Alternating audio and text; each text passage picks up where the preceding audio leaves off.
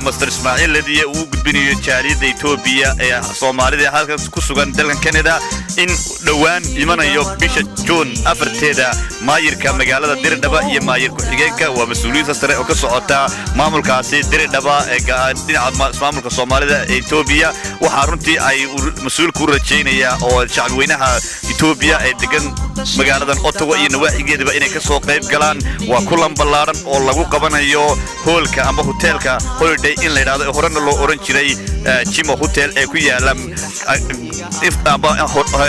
kasoo horjeedka moolka Salaron waa Salaron ayuu dhow yahay moolkeeda addresskuna waa 1199 Joseph K Street Ottawa ayuu ku yahay jecel yihiin oo in ka soo qayb gashaan oo si gaar ah runtii aad u muujisaan dadaan aad goobtaas ku timaadaan oo aad dhageysataan madaxdaasi ka imanaysa diradaba waxaan leeyahay ka soo qayb gal wanaagsan kama furo soo dhawaada iyo waji furan daawadayaasha qiimaha iyo qaayaha badan oo sida tooska OUGOUL TV nagala socdo waxa aanu leenahay oo taaganahay gabagabadii barnaamijka gaarka ah ee aan runtii ku xuseynay amba aan ugu talagalnay inaanu fariin u gudbino jaariyada sida tooska nagala socota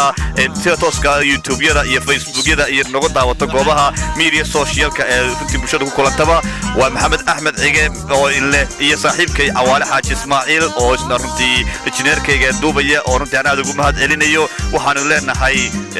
isma dhaafno isma qaldan booxiisa leh waa magaalada Ottawa ayaan joognaa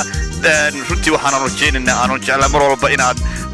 naga daawan doontaan OUGOUL TV kolba barnaamijka aanu bulshada u hayno aan ugu talagalnay runtii inaan bulshada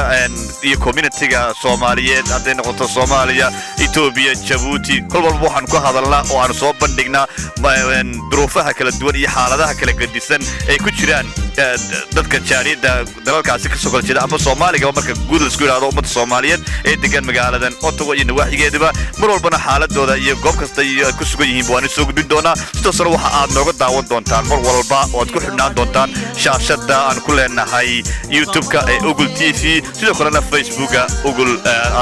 facebook.com aad arki doontaan sidoo kalena waxa aad si toos ah uga dhageysan doontaan oo aad haddaad Ottawa joogto 93.1 FM CKCU oo aad soo galno ahadii 6 fiidnimo anagoo hawada ka baahna 7 fiidnimo waa 93.1 FM ayaad naga dhageysan kartaan halka daawashadana TV-ga caalamiga ah OUGOUL TV waxaan leenahay isma dhaafno isma qaldan booxiisa leh waa Maxamed Axmed Cige iyo saaxiibkii Cawaale Xaaji Ismaaciil oo inga tagaya salaamu calaykum wa rahmatullahi ta'ala wa barakaatuh